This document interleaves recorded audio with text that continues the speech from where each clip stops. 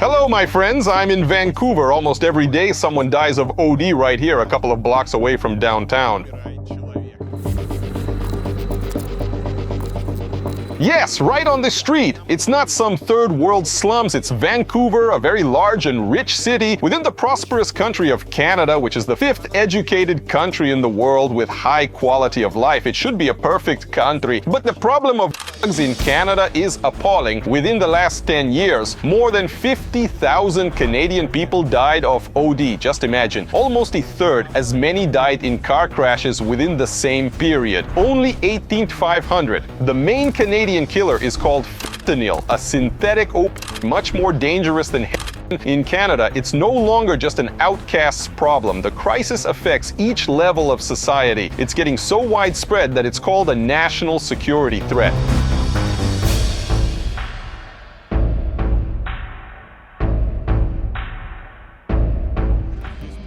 Here's an old lady. Is she after some too? No, she's after bread. The officers are simply watching the demolition.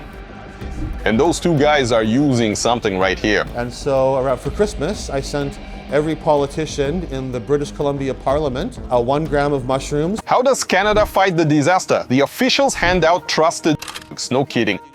The government widely decriminalizes drugs and applies the Safe Supply program. Addicts keep on using stuff under close observation of doctors. There are special facilities for injecting, snuffing, and swallowing. It's better than squalid nooks, you know. That's what the video is about. I'll talk to victims, safe supply managers, and those who think you can't take drugs too seriously.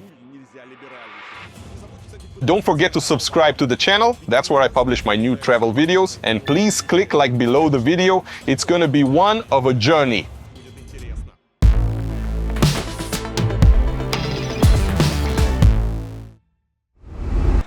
I left my hotel and wanted to say, look at how clean, neat, and tidy the street is. But at once I spotted several homeless people lying on the subway air vents. Judging by the way they look, they're addicts. You see, they're butt naked and everything.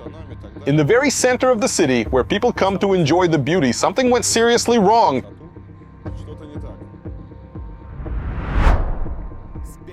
Sleeping addicts on the downtown streets are the first thing you notice in Vancouver. Right from the very beginning, you realize how crucial the problem is. Here's a typical sight of the downtown, a woman standing in a rather peculiar pose, seemingly rummaging in her bag. She's been standing like this for 10 minutes, like a zombie. It's called nodding off, when the opioid effect overwhelms you and you nod off right where you are.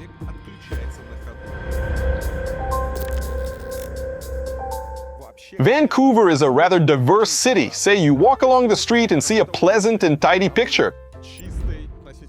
The sidewalk is shampooed, every single nook looks immaculate. The street is nice and clean. It seems a safe and secure modern city. But try strolling a few blocks away. You'll witness the hell of a nightmare. Orange cloak, syringe, and precise movements, and you're down on a filthy cardboard. The wall in Vancouver downtown fits both youngsters and elderly people. City workers seem to brush the streets clean to make the addicts feel better. I went a few meters farther, and here's another addict. The guy has a whole range of in his box. They're choosing what to use today. Take a look around. Everything looks fine and neat. Here's a police car driving by. A couple of steps away, and here's a guy feeling good or bad, it depends.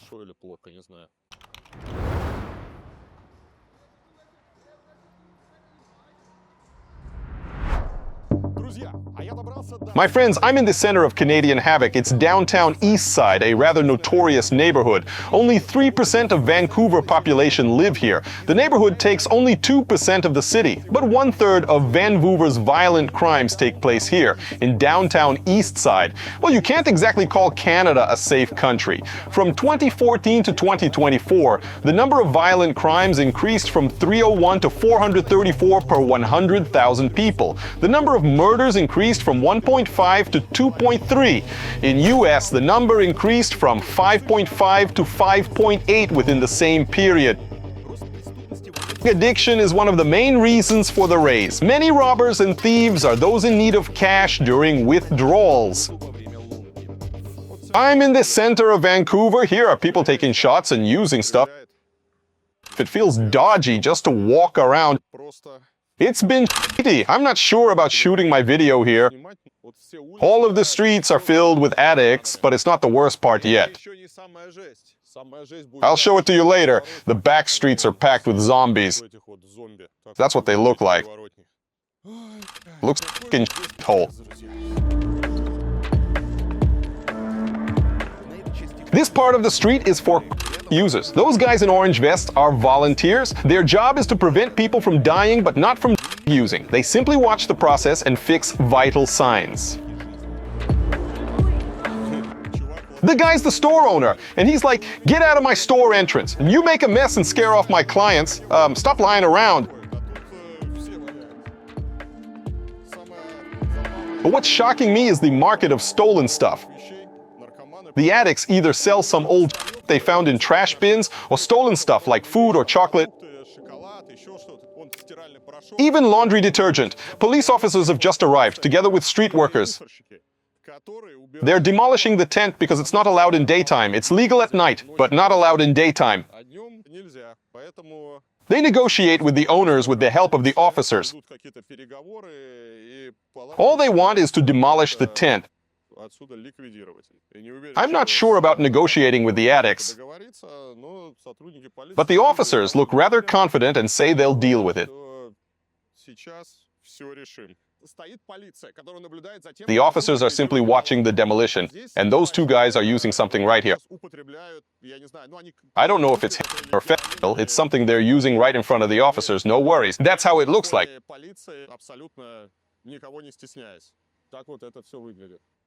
Here's what they call the scariest crossroad in Vancouver.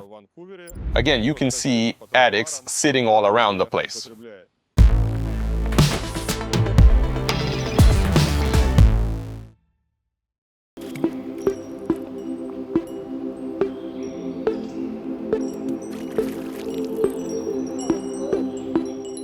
Downtown Eastside is the heart of Vancouver. The place was hosting the tough history of Vancouver. The heyday of downtown Eastside began in the early 20th century. The grand opening of the Woodward store and the Pantages Theater turned it into the commercial and cultural heart of the city. Its streets were bubbling with zeal.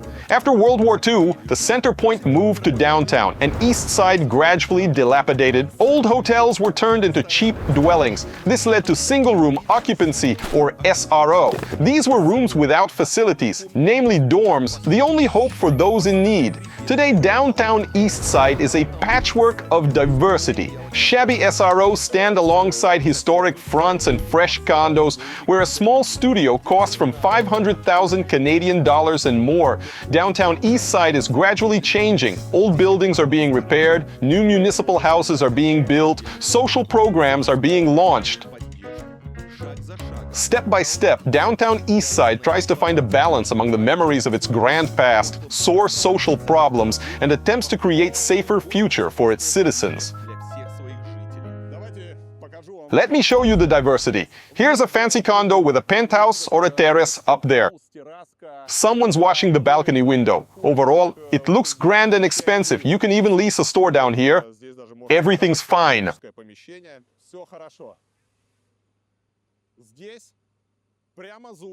But as soon as you turn the corner, you see an awful, filthy and smelly back street full of addicts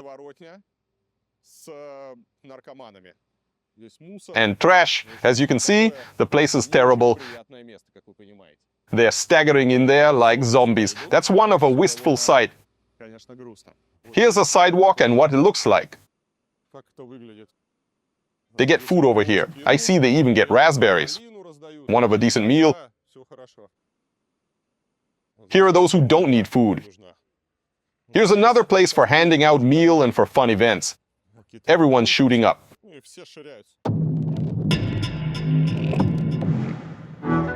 Here's an episode from Vancouver Addict's life. A girl's brushing her hair. Another one can't keep her feet and falls down.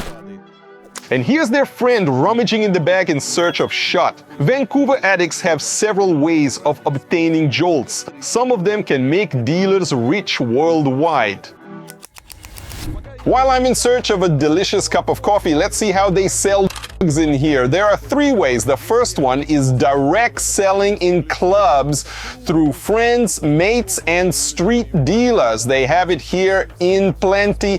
The second way is through darknet. Nothing unusual. Even if you don't use drugs, I'm sure you're familiar with stashes and droppers or with crypto purchases. Sadly, the same old problems fully exist in Canada. It's a huge billion-dollar worth market. Here's a guy shooting up surrounded with his junk. Unbelievable. Billions of dollars pass through the country. Of course, it's hard to trace it all. There's a third way, which is also rather popular, with youngsters, namely messengers, WhatsApp, Instagram, private chats. Except for the first way, all them are clearly rather hard to trace. That's why it can be tough for the officials to fight the dealing. Here's a story. I was on the street next to those guys who were obviously not addicts. Well, I'm 99% sure they were actually dealers. They looked good in their fancy clothes and everything, watches, latest iPhones, all that stuff, clearly well-off guys. We started talking and they asked me what I was up to. I was like, just filming, and asked them back. The answer was, we ask the questions here, we don't answer them. Sorry, man. I was like, okay, just tell me, is it safe here? He looked me in the eye and said, do you feel safe here? I said, I felt quite safe and comfy. He said, you see, you're capable of answering questions, so we only have to ask them. That was one of a tough conversation. But it's ended up fine. We bid our farewell and went our own ways. There are lots of stores here, and all of them sell smoking pipes. What would an addict need? Cash, a glass pipe or whatever they call it, and of course chocolate bars and some water to make your life feel better. There are rows of such stores, working mainly for the addict. That's what's going on in seemingly prosperous Canada. How come? The problem's been here for decades. It all started with heroin. Back then, that was the city's plague.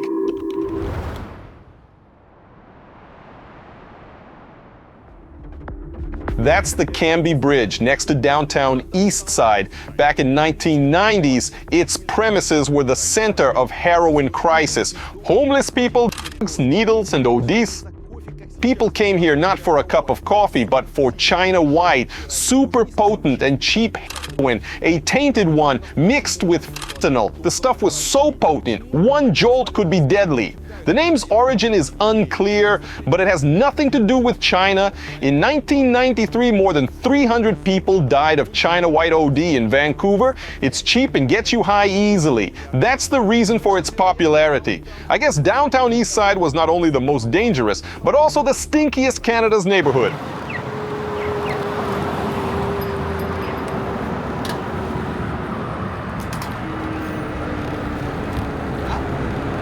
Behind the addicts on Vancouver streets, the benefits of the city are barely noticeable.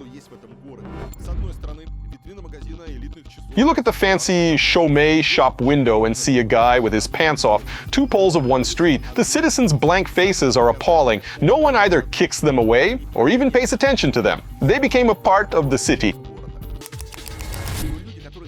The people I saw on the streets, most likely, are not addicts. The main problem about Canada 2025 is synthetic and prescription drugs that flooded the streets some decades ago. The rate of lethal ODs in Canada rose sharply in the 90s when drugstores started selling OxyContin. It's a prescription painkiller containing opioids. OxyContin quickly became a popular drug among youngsters. By 2025, more than 70,000 Canadians under 30 were addicted to painkillers. In 2012, OxyContin was removed from the market, in fact replaced with Oxy-NEO. It has a different chemical formula and the pills are harder to smash or dissolve, not so easy to use inappropriately. But addicts are still here. They searched for replacement and found it. It was much more obtainable. A couple of years later, fentanyl entered the picture. It has been there since late 1980s as a potent medical painkiller. Back then, it was used as a drug now and then, but not so often. It got widely spread after the OxyContin amendment in 2014. It turned out cheap, potent, and concentrated. A dozen times more potent than morphine. It quickly became the main street drug and caused a mass of deaths. Both drugs are terrible, but is much more deadly. 2 milligrams of it are enough to kill. By comparison, a deadly dose of is from 75 to 150 milligrams, depending on the weight and state of health. In case of OD, death can occur within seconds. But with OD, it takes several minutes, enough for the ambulance to arrive. It's been the main plague of Canada recently. How has flooded Vancouver's streets? Travis Lupik, a journalist, will help me find the answer. He's been into the issue for many years. On the supply side, the dealer side, are very different. Heroin is expensive and difficult to produce. You need to cultivate a poppy field. You need to own a farm. You don't need to own a farm. You don't need to pay seasonal labor. You can just order the precursor chemicals over the dark web. They send them over in the regular postal system, the government's postal system. Send them over from China to Vancouver. It's one of the world's most potent opioids. Even several grains of it can appear deadly. It was first produced in the 1960s for medical usage, say, to alleviate severe cancer pains. Today, plenty of lethal cases occur due to the usage of illegal people purchase it illegally and mix it with other drugs. Often, they're not even aware of what they use. Is widely mixed with heroin, and various pills to intensify the effects, which makes it the main reason for ODs, both in Canada and US. The effect of is rather fast. In a couple of minutes, the breath slows down or stops completely, your brain stops sending signals to breathe, your oxygen level drops down, which affects your heart and brain. For people who are not used to the lethal dose is just 2 milligrams, namely a couple of grains. If you take some other staph with that or have health issues, the OD risk gets even higher. Deborah Bailey lost her adopted daughter to drugs. She adopted Olya in Russia at the age of 3.5 years. She looked shy on photos, but turned out a merry and lively kid. She started having issues as a teen because of her orphan childhood. Her environment inevitably worsened them. She tried drinking, didn't like it. She tried she didn't like it. And she started to leave home for like maybe a week at a time, and we wouldn't be able to find her. And this started a real pattern. And what she was doing was, hanging out with people, who knows where they were, who knows where they lived. And I spent many hours and drove many miles on my car, searching for her. And sometimes I'd find her in the oddest of places, in the bush or somebody's house or all over the place.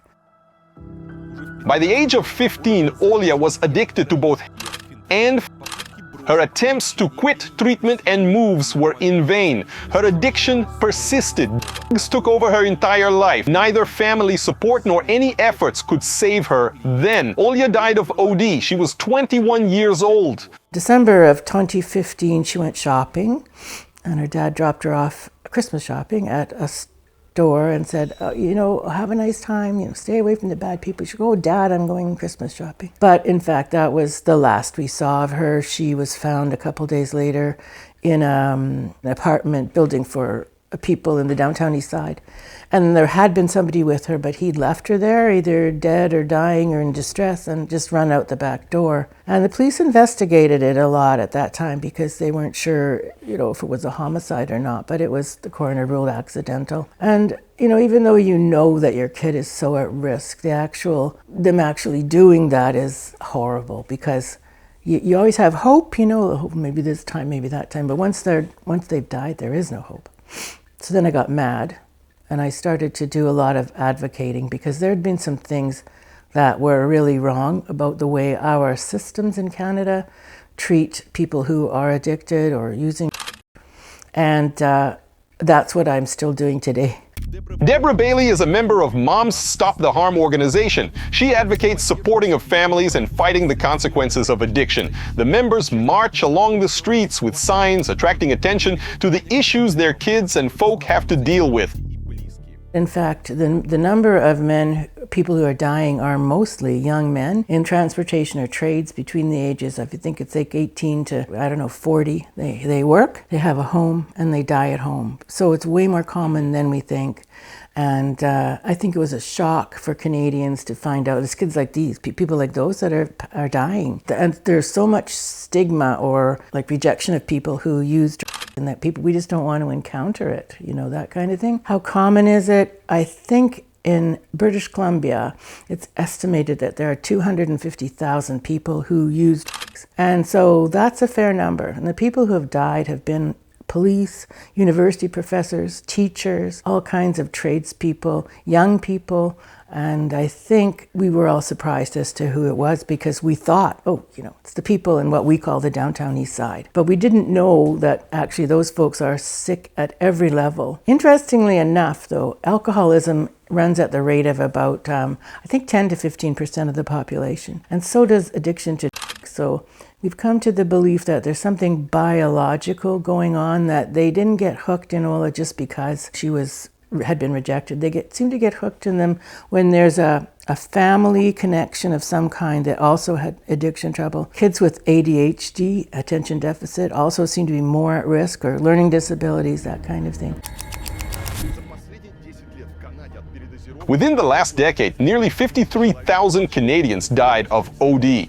By 2024, the rate went down a little, but it's still crucial. Nearly 8,000 victims a year, around 20 deceased a day all around the country.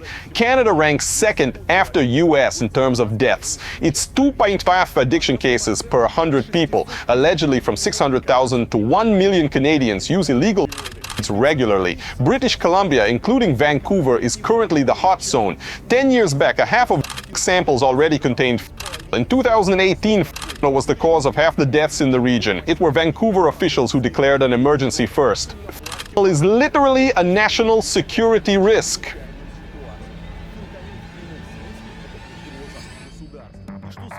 It may sound ludicrous, but the police don't really seem to care about what's happening on the streets. It looks like the officials encourage mass consumption. I met Katya and Sasha in downtown Vancouver. They've been here for several years and know places where Vancouver addicts reside. One of them is called Oppenheimer Park. That's what it looks like.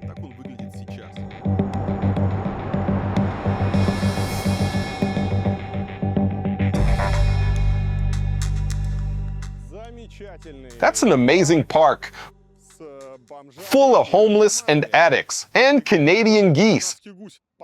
Like many downtown streets of Vancouver, the park looks like a large den.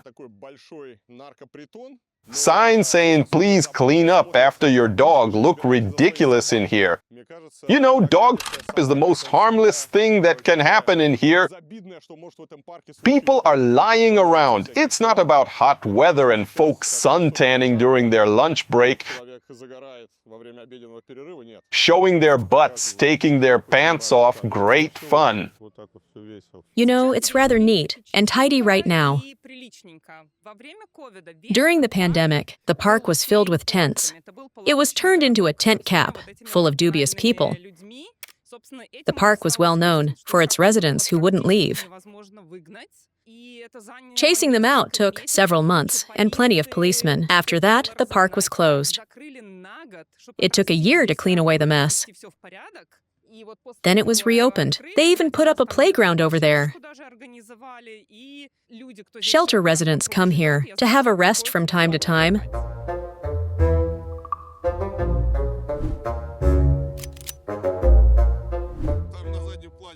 There's a guy behind you showing his private parts. That's a peculiar way of having fun. For peculiar people, the police don't really care about addicts. They just drive around and watch. If a crime occurred, they come up fast and arrest the offender. They shove them in the car, talk and sort things out. In a couple of hours, they let them go. You won't get into jail here. You have to commit a terrible crime to get there. How much can you steal? If the damage is up to $300-600, the police won't take it. Someone stole my phone on the playground. I filed a police report, but they didn't even answer it. Do you feel safe in Vancouver? In general, yes. But it doesn't mean carelessness. Better safe than sorry, you know. You can't be too careful. Several minutes walk in downtown, and here's an empty back street. It already looks unusual to me. We were wondering why the back street looks so safe. The answer is because of the police station. My friends, firstly, I have to tell you, it stinks of shit and urine. Local addicts use the place as a free toilet. Here's a police station with police cars parked around, and over there are addicts crapping and using drugs.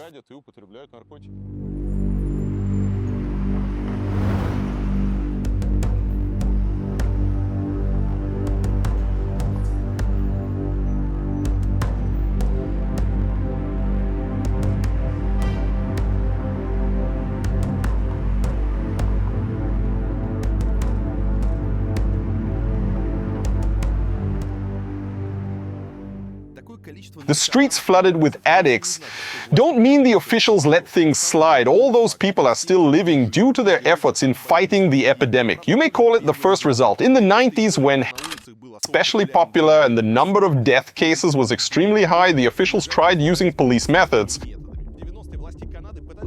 In the 90s, the officials applied the strategy called 4 pillars, namely harm reduction, prevention, treatment, and enforcement. The strategy proved itself ineffective. Patrolling and arrests took almost all the budget. People had limited access to treatment. The coordination among those 4 pillars was also rather lame. The rate of deaths from crack and was reduced in general, but the officials eventually chose a different way of action. They might remember their past mistakes and stopped spending efforts and money on patrolling and arrests. No, they mainly control the consumption.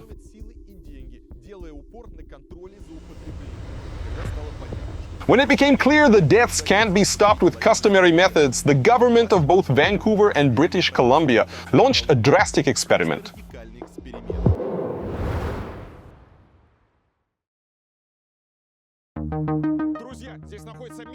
My friends, here's a facility called Insite. It's the first North America's sanctioned supervised consumption site. Anyone can bring their shot and use it under medical supervision. They don't hand out drugs here, just help avoid OD and provide medical assistance. There's the Safe Supply program with similar principles. Its pilot project was launched in Canada in 2017.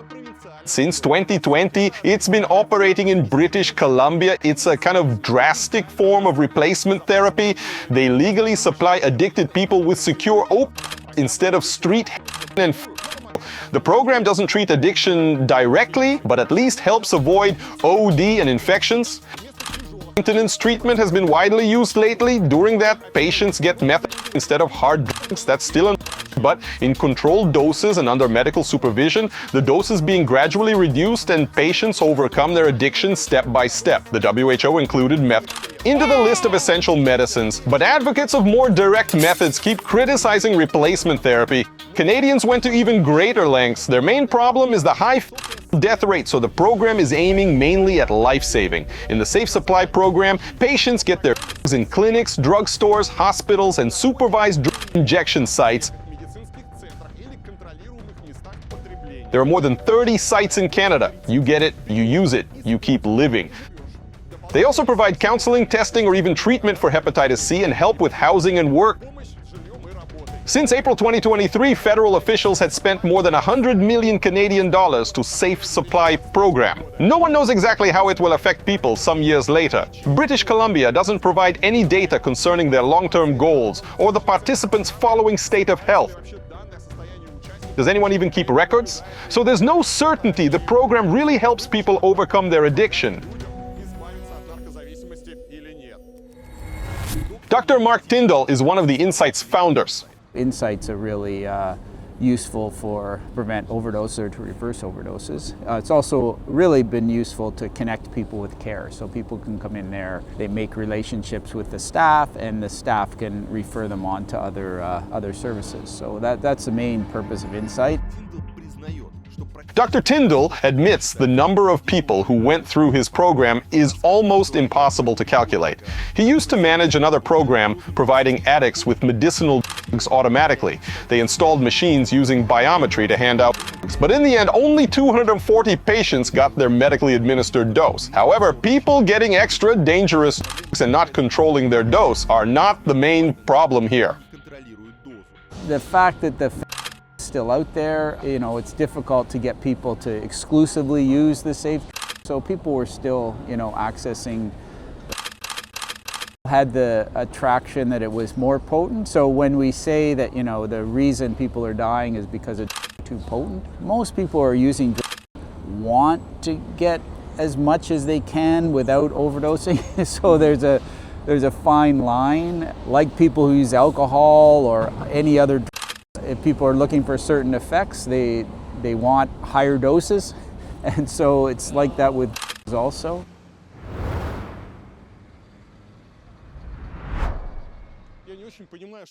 I'm not sure about what's happening at supervised injection sites.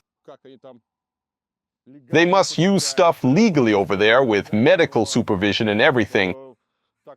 All I can see is people shooting up on the streets and never really caring. Full of stuff and everything. Vancouver officials provided all the necessary facilities for them. They put up spots of comfort all around the city. Here's one of them. And another one. A police car is parked right over there, next to the benches with addicts enjoying themselves on them. A bunch of people are shooting up right here, right now. There's an alley for shooting up. Here's an old lady. Is she after some drugs too? No, she's after bread. Here are not so old ladies who have already used something and feeling good or bad, can't really tell. Here's a women's center. And again, here's the entrance to the center. And here are the women who've just shot something up and are out. There are lots of officers around. But as everything's legal here, no one really cares. We asked an officer for a permission to walk around and film. The answer was, sure, it's a free country. Some are filming, some are injecting. Here's a weed stall. I guess it's the most harmless spot here. A weed stall. Do they hand out free? Yeah. Here's an amazing brochure. Let's stop ODs and everything, so they just hand out free for everyone. It says they hand out nearly 200 doses of every day. They treat people who use fentanyl by giving them instead. Allegedly, it prevents ODs. I'm not sure it works. If someone started using fentanyl, I'm not sure a pack of free saves them. I've never seen such stalls where they hand out free packs of drugs to anyone in need. I came up to the window to ask something and faced a hand with two joints like, take your stuff and off. Everything's free. Isn't it an addict's paradise? Talking about the stall guys. They boast about their awesome replacement therapy and complain about using the trailer for handing out stuff. But they say they've submitted a request with the Ministry of Health to supply people with drugs more widely. I tried filming the insides, but they didn't allow me. All I saw was the bags full of weed. The girl was handing out joints and the older guy was sitting there preparing those joints, crushing weed, rolling joints, and they hand them out freely. They didn't even ask if I needed it. You walk along the street with weed thrown in your face to make you feel better. It seems not everyone reaches the weed stall. This guy must have used something extra potent before he even got his joint.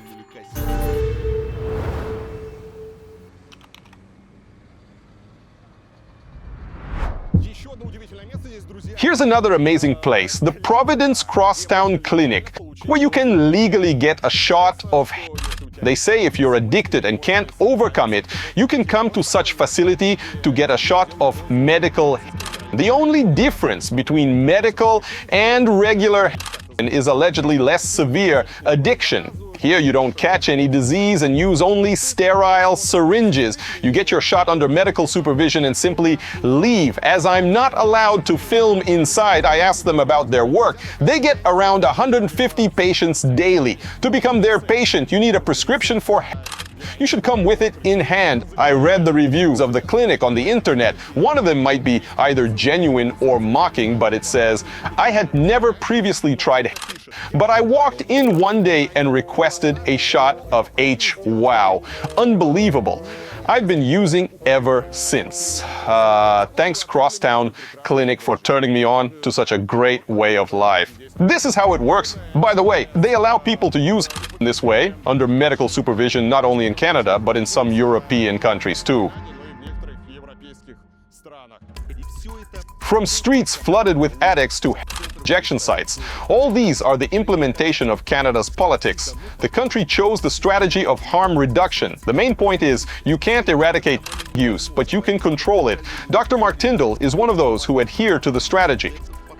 I mean, it's right from the very beginning it was controversial. So you take a very small portion of our population, maybe, 5% or less, that are, heavily into drug use. We don't want to see that. People just want to get rid of it. We just wish it wasn't happening. So the people that are very against any kind of harm reduction or reaching out to people aren't impacted by this at all. They just see as a terrible thing for society, that people are, doing terrible and killing themselves, and why would we allow this to happen? There's a very strong prohibitionist thing, and that's why we have a war on drugs. We spend all our time and effort trying to destroy cartels, try to intercept drugs and punish people who are using drugs over and over, and obviously that doesn't work.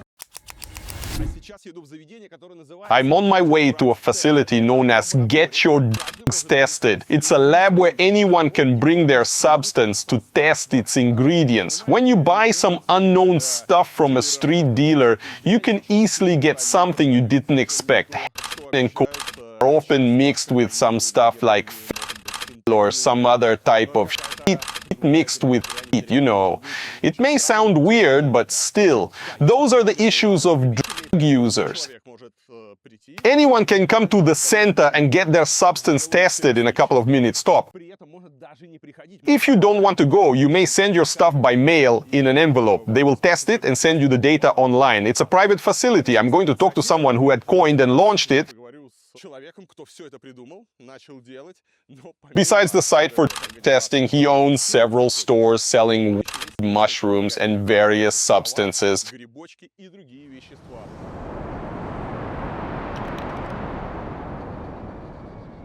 Something's in there at a really small level, we can't always tell what it is. There's sometimes we can put into the family, but like telling from car or something can be very challenging, or analogs of that are very similar. But it does give you a lot of information, right? But it's not perfect, there are limits.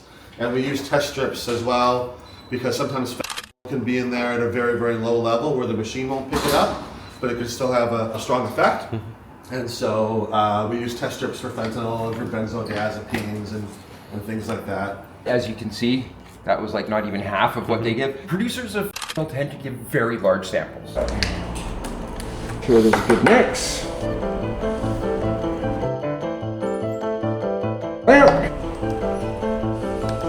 So that's a good match for parafluoride. A busy day, we could do up to 100 samples.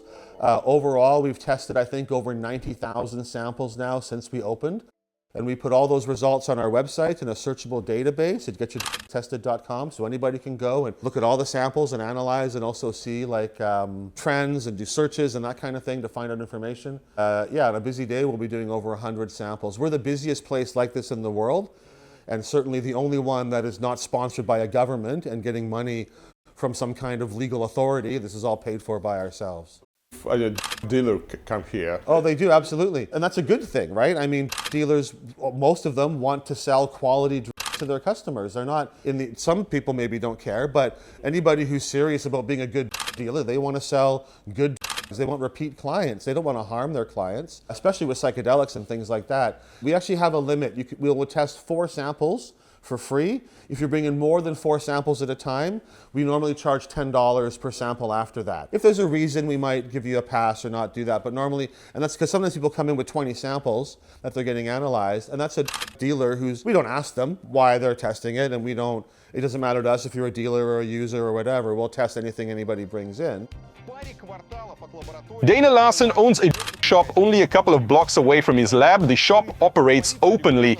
The police raid it regularly and seize the goods, but Mr. Larson considers his business legal. After police raids, he makes new purchases and keeps on selling openly. I visited his shop to check up the stock.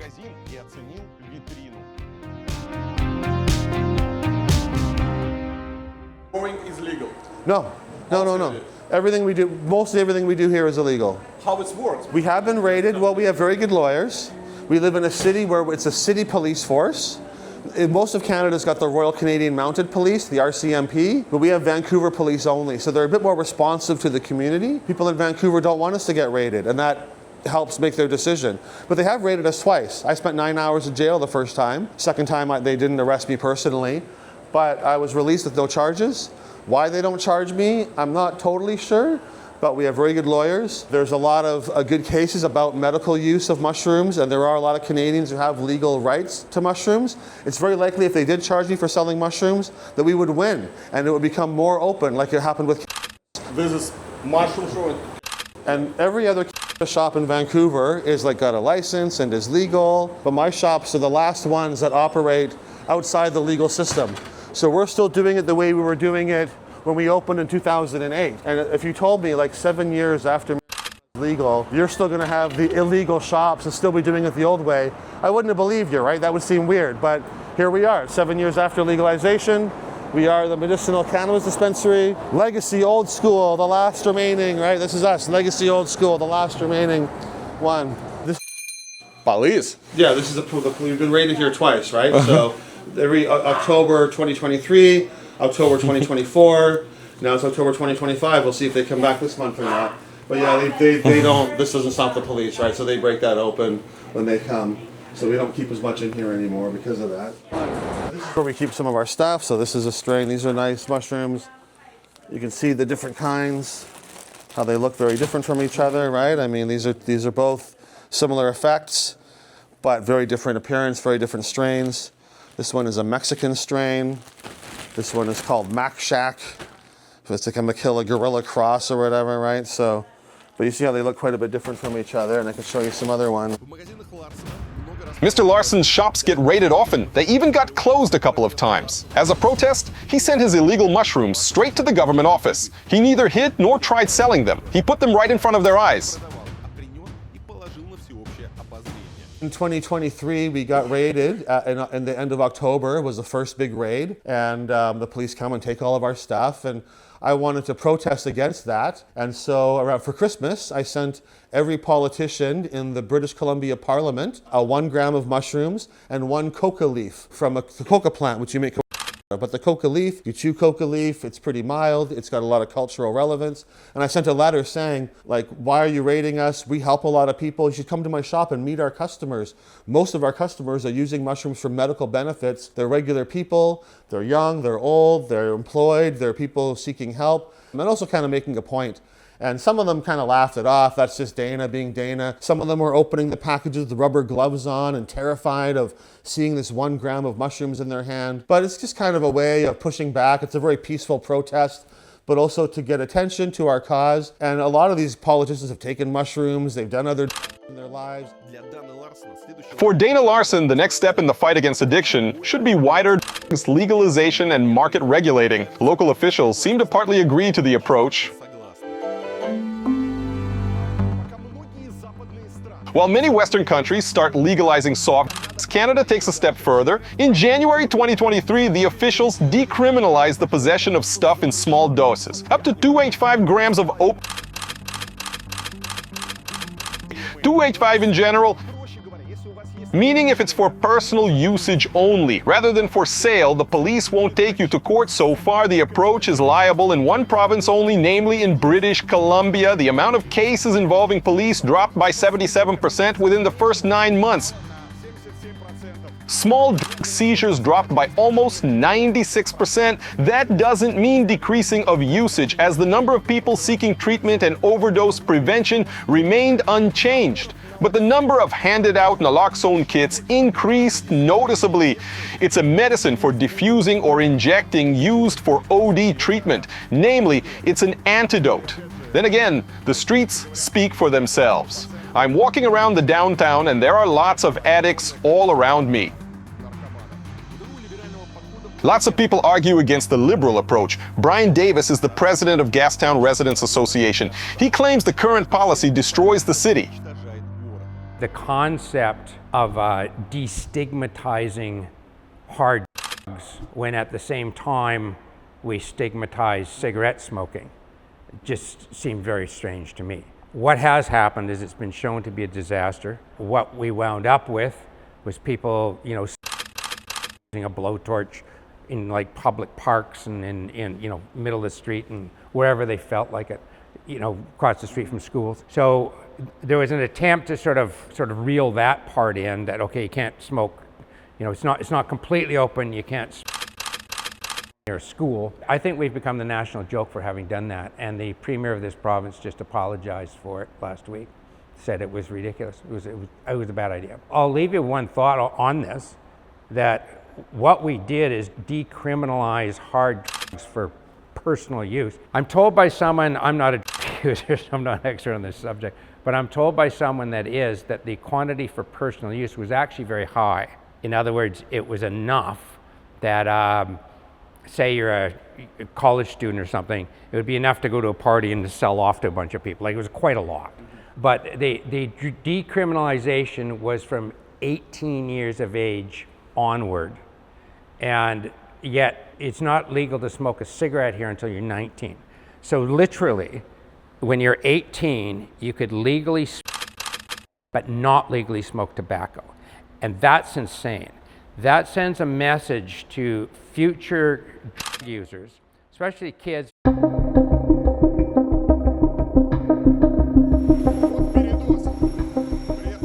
Here's an OD case. The medical team came to rescue the guy while others keep on getting high. Dr. Mark Tyndall has seen this 1,000 times. For him, it's a standard routine. They sort of wake up with oxygen, and then the fire department or the paramedic either talk them into going to hospital to see how they're doing, or they just wake up and walk away. So the streets are full of this all the time. Why don't they go to the hospital? What's going to happen? They're going to sit there, they'll have to wait, and then they'll do a few tests maybe. They're fine, once they get Narcan or once the drug wear off, they're back to where they were. And so there should be a system where then they're offered, a bed and try to connect with them, but there's just not those facilities around. So most people, even if they decide to go to the hospital, will just stay there for a few hours and then come back. The widespread use of drugs is a social phenomenon. The officials deal with it through harm reduction approach, which invokes debates within one Vancouver neighborhood. What led to such pressing addiction problem in prospering Canada? I discussed it with Tanya. She's a social worker in a Vancouver shelter helping homeless people, including addicts. Imagine a mob standing on a cliff with something pressing them from behind. Those nearest to the water will fall down. Now there are some boats floating down there, searching for people who'd fallen down, helping them get in the boat and saving their lives. Those people in the boats, those lifesavers, are hospital staff, outreach workers, folk who, as you say, hand out stuff at stalls and in clinics. That thing pressing people from behind is the social factors, such things as racism and so on. There are many members of First Nations in Eastside. The number's disproportionate. There's systematic factors affecting it. On the level of the government, they should prevent them from falling down. Instead, the government is like, here's the money for bigger boats. That's our healthcare system. There are lots of nonprofit organizations participating and basically doing all the work. It's not their job, rather the job of the government, a different level of responsibility. I'm a frontline worker. I meet people who put excessive effort and do their best to help those people. We often come up with rather creative solutions. But people keep falling down, and we're already short of boats. The main reason is affordability. Are you aware of Vancouver real estate prices? Yes. As a result, after the pandemic, we see the increase in the number of people who, upon retirement, find themselves with no money for rent payments. Many residents don't own any property and keep renting something, then comes a crisis. They're retired and have nowhere to live. As a general matter, people get addicted after becoming homeless, not the other way around. Garth Mullins is an ex-addict and an activist. He confirms that homelessness often precedes addiction. The people who are on the streets around here are on the streets because we don't have enough housing in Vancouver. And it costs $2,500 for an average apartment here, right? That's too expensive for a lot of people. So every place where you have expensive housing, you're gonna have people without houses. It's just gonna happen. A lot of people are on the street here too because the cheapest housing in Vancouver is just one tiny room, no living room, nowhere to be. So a lot of people just go outside so they can socialize and be with other people. But you're right, there are people hurting. And if you go up and down the street and you ask, a lot of people would either want to go to treatment or they have been through it several times before. So we got to start asking ourselves what works and what doesn't work. The methadone program, for example, I'm on that. That's a type of treatment. It works pretty good. We got to expand that and let more people get to it. We got to make it less humiliating and more helpful.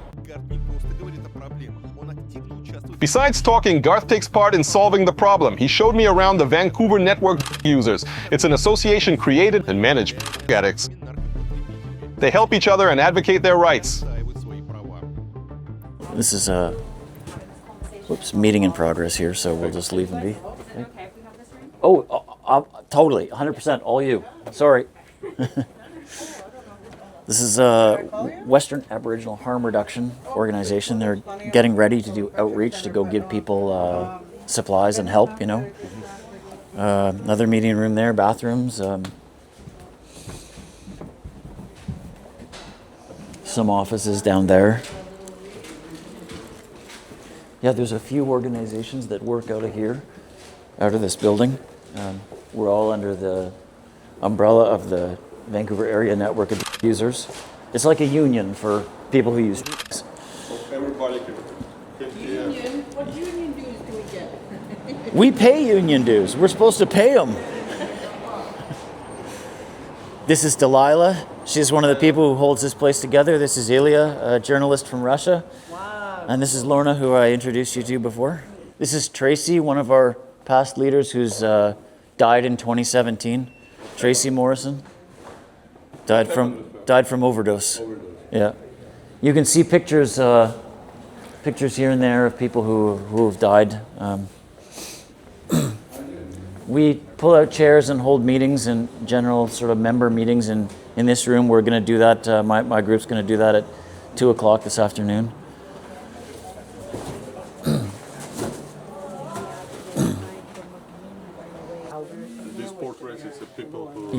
Yeah, these are more people who died. Yeah, this guy's Charlie Boyle, used to be the treasurer of our group. I don't want to tell you, everybody, it's too sad. This is supplies, harm reduction supplies, cleaning supplies, stuff like that. This is a room where we also have meetings in here. It used to be an injection room. You know, we run out of funding to do that, but a supervised injection site. Mm-hmm. So, yeah, that's about it, really. What's your experience with it? I guess I used for, well, I don't know, started when I was about 19. And partway through that, I started using, which is also an, but it's prescription, you know, and so now that's mostly what I do. And what the reason? Why did you start? You know, trauma from when I was a kid. You know, coming up, someone took care of me who shouldn't be in charge of children. Let's say, And just feeling like I didn't belong and all that, you know. I didn't get very good information about drugs when I was at school, or HIV or anything like that, you know. So I started before I knew what was going on. You probably came here in an airplane, right? It has seat belts on it. That's harm reduction. It's an attempt to reduce the negative impacts from a certain activity, right? Like your plane crashes, a seatbelt's not going to save your life, but there's a lot of situations which it'll reduce injuries, and there's a bunch of other harm reduction type principles in aviation to try and make it safer. Same thing around here, right? Like needle distribution, for example. There was a huge outbreak of HIV/AIDS here in the 90s. The biggest outbreak anywhere outside of sub-Saharan Africa. And that was because we didn't have access to syringes, to new syringes. Now we do. We give them out downstairs. That's harm reduction. Organizations like Vandu are a part of the help system. Its main element is the last stage before streets, the shelters. What do Canadian shelters look like? It depends. Some people wouldn't stay in shelters. They take it as confinement. They can't smoke or shoot up whenever they want, as certain rules apply to shelters. Smoking is prohibited in there, as it's too fire hazardous. So it's strictly prohibited. People end up homeless for many reasons. Say a family moved to Canada and the wife doesn't speak English. She has no documents, barely adapted herself here. Her husband starts beating her. She grabs her kid and runs out. There are shelters for women who fell victims to domestic violence. In downtown Eastside, we have shelters on a first-come, first-served basis. People call to ask, any cots available? If we have, they use it. Come and sleep. Some shelters provide both dwelling and meals. There are also mixed-gender shelters with one room and rows of beds. Some provide rooms where you can stay for some time. On the bright side, some shelters have support services. It means they cooperate with social services, say with healthcare. If someone finds themselves in a shelter with no insurance, its workers will contact relevant social services to say, hey, that guy's sick, he's got no insurance and no papers. Let's consider it. The perfect case would be when we send a patient home from a shelter with a job and immaculate papers. That's what we do.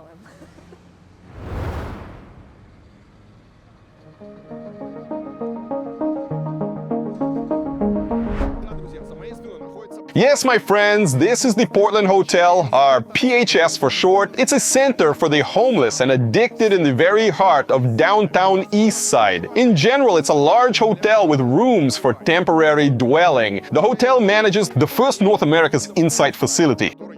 I've shown it to you. It also provides meals for its clients. Anyone close to homelessness or fighting addiction and mental issues may come here, even those having problems with police or clinics. In here, no one diagnoses or judges you. No one demands quitting usage or starting treatment right away. First, they provide a dwelling for you, and only after that, help you deal with your issues. It all started in 1993. The Downtown Eastside Residents Association turned the hotel into a shelter and called it after Portland, an American city famous for its support for the homeless. It's located in Multnomah County with almost 15,000 homeless people. Both officials and volunteers assist them with dwelling, medicine, and employment. The Portland Hotel of Vancouver follows the same model. The staff provide the homeless with dwelling, meals, and medicine and help fight their addiction. The place looks horrible. I'd rather stay outside, but the thing is, as soon as I came up here, the security saw me and opened the door. No one asked me anything, no one checked my papers. Whenever you come up here, they're ready to let you in and help you.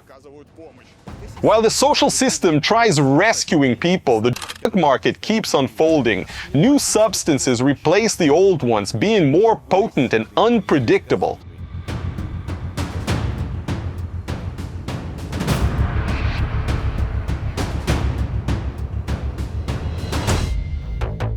In 2024, the Drug Analysis Service discovered 11 new psychoactive substances, new opioids, hallucinogens, synthetic cannabinoids, stimulants, and even sedatives. All these interfere with the government's fight against drug usage. Where do new types of come from? Some arrive to Canada from abroad, others are devised in local labs. In there, designer chemists concoct new analogs for old substances. As long as new stuff's not on the blacklist, it's easier to sell and harder to track. The majority of the substances were invented in Ontario. A couple of them appeared in Quebec, one was invented in British Columbia. The most widespread newcomer is NDE, or norethonitazene. It's nearly 10 times more potent than every time a new dangerous substance appears in the province. The Drug Analysis Service informs the police and healthcare services in an attempt to constrain its distribution.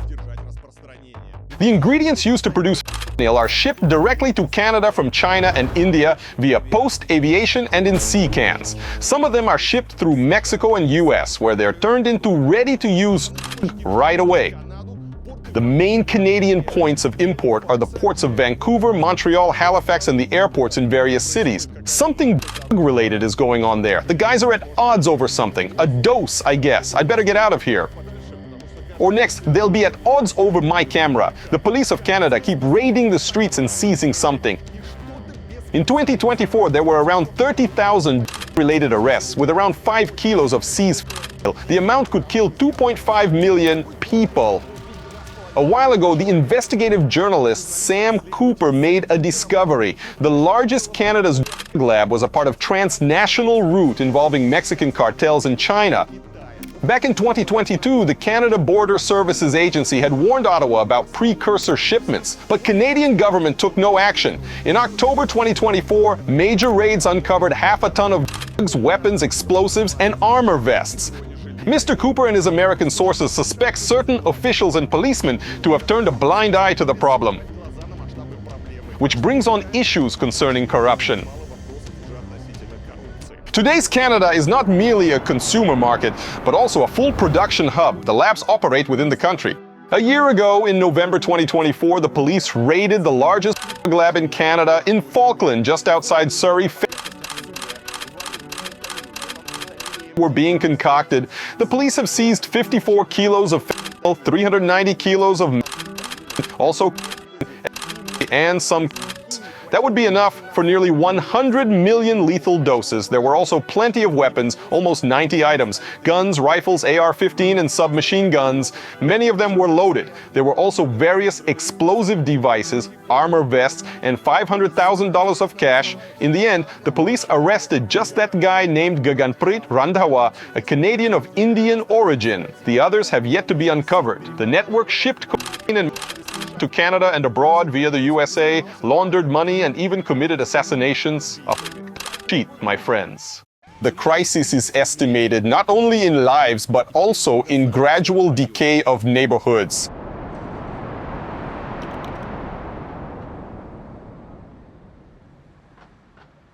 Speaking again of local environment, my friends, here's a fancy coffee house, and what we see here is shattered, nailed-up windows. 2 windows are covered with plywood. Someone obviously has shattered them. The windows over there are also broken. Let's keep on walking. It's the downtown, a fine, fancy street.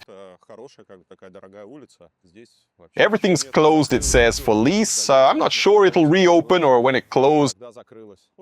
I'm walking down the street. Everything's closed. We moved out. A couple of steps further, we moved out again. No one's here. Shattered windows, plywood, empty, for lease. Something's for lease across the street also. The owner of the store over there didn't want to tempt the fate and simply nailed up the whole shop window, grids. A couple of steps further, another store for lease. Should I go further? Let's give it a try. Something's gridded again across the street. Closed again. Something seems to have survived over there. It's a kind of gym. The gym's still standing. It's because they've got bows and crossbows. They stand up for themselves. Here's one more coffee shop. Someone's sleeping. A fabric shop, gridded up just in case. Another place for lease. Skis, snowboards, okay. An empty lot. another gridded store.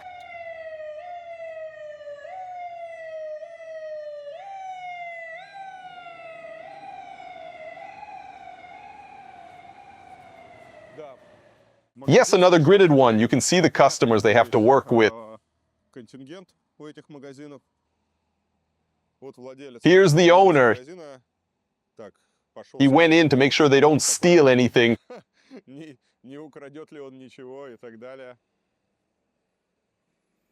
No, they're not here for stealing. The main thing they sell in the stores, working with such customers, is the blow torches and things like that.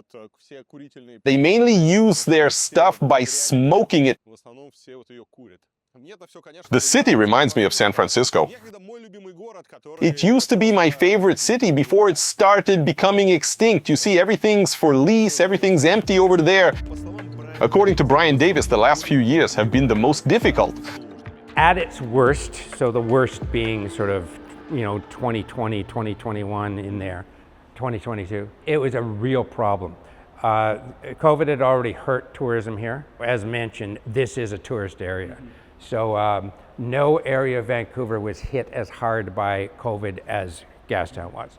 So once things started opening up again and tours started coming, Gastown was really, really beat up. And I mean by smashed windows, by vandalism, by, people on the streets, and it was really beat up. And those messages got out by the tourists via tourist sites and saying, don't bother coming here, it's an absolute disaster. So that really hurt tourism in Vancouver. Last couple of years, things have gotten better.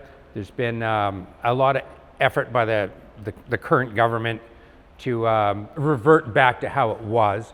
One of the things we've been doing the last couple of summers is doing like street parties on the weekends and things like that. So people are starting to come back now. It's heading in the right direction. But as we're kind of pushing back, my fervent belief is that we have to continue that work, or it could just implode back again.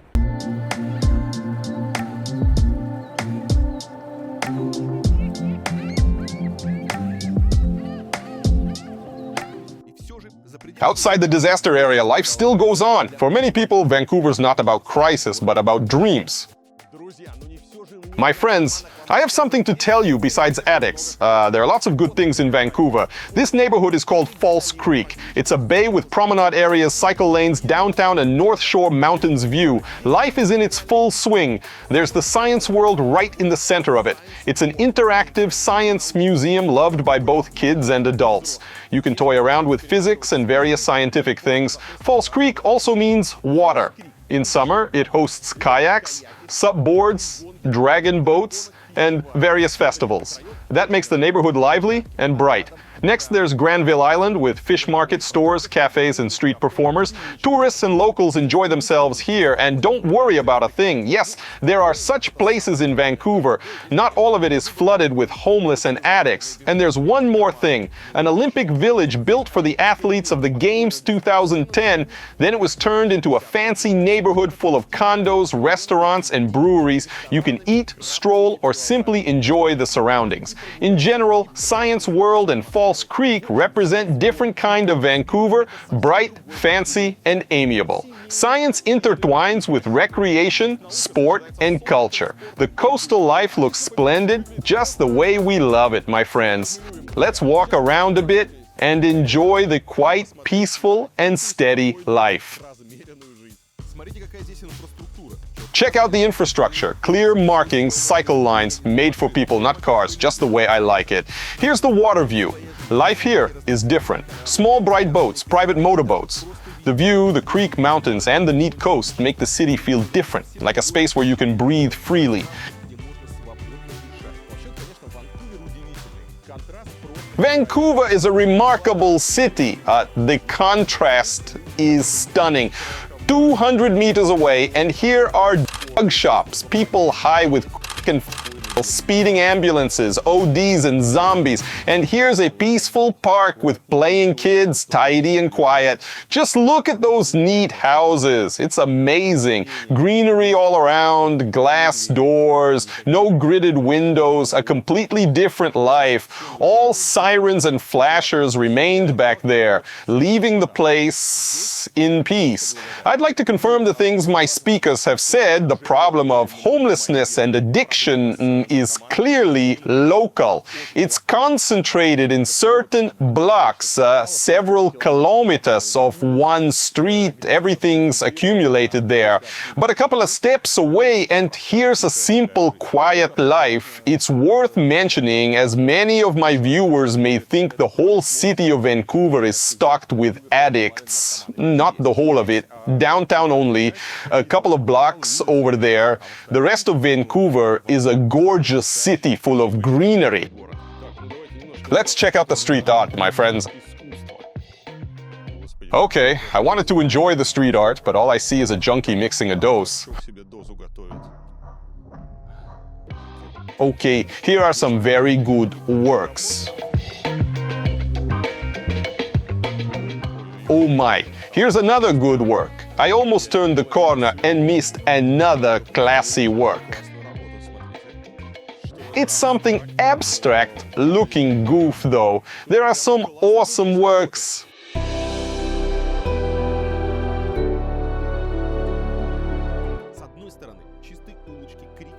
There are tidy streets, scampering kids, and cycle lanes on the one hand, and there's downtown flooded with addicts on the other hand, like a tumor on the city's body. Vancouver, like other cities of Canada, hasn't found the treatment yet. The thing is, Vancouver chose the edgiest way, and it seems no one likes the consequences.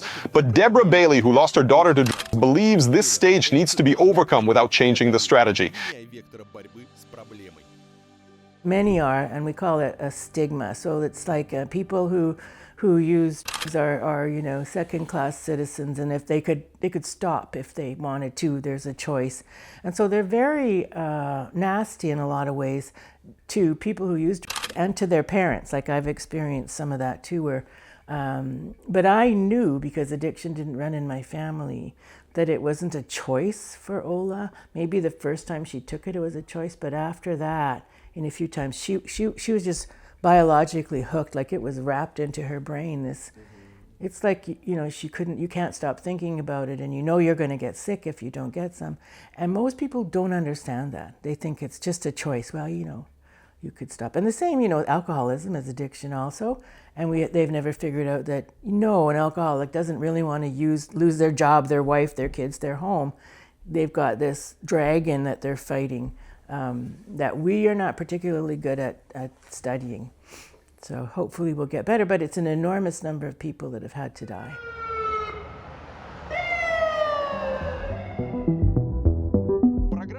A plan of action, or a mark of shame, a chance for a new life, or an indifference, death sentence. The extremes fight for the right to see a person behind an addict. What should those who observe the war do? It seems they have to make the simplest and the hardest choice, to never get involved. I'd say for certain. If you want to protect yourself or your kids from drugs forever, if you want them to never even think of trying it, take them to cities like Vancouver, San Francisco, or Los Angeles.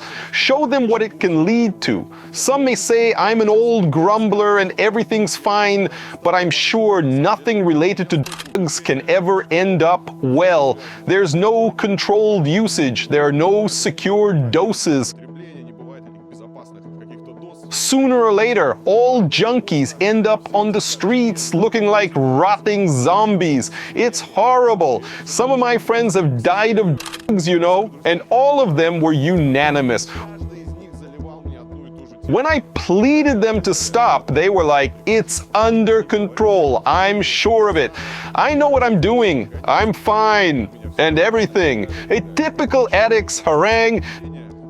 They swallow and shut up some and then simply rot away and die of OD in the end. That's horrible, my friends. Don't ever try it. My friends, I walked along Vancouver streets and showed you the most horrid things in the seemingly prosperous city. The contrast is hard to ignore. On the one hand, we see fancy neighborhoods, cafes, and galleries. A pleasant way to see the whole country. On the other hand, still waters run deep. Hundreds of Canadians die of drugs. It's a nationwide problem. I'm used to seeing this in poorer countries where plenty of people lead a miserable life, but the plague of drugs seems to strike even prosperous countries. Anyone can die of other substances regardless of their bank accounts. The way they deal with it in Canada is disputable. Their over-liberal approach can't guarantee fast results. Someday the officials may start a drastic fight with the plague. Either way, the problem takes a long time to solve. Let's hope Canadians come up with a way to live both happily and securely when people enjoy themselves and don't die of OD in dark lanes. My friends, subscribe to the channel and click like. Follow my journeys and make sure you've subscribed to the channel. This way you won't miss my new videos.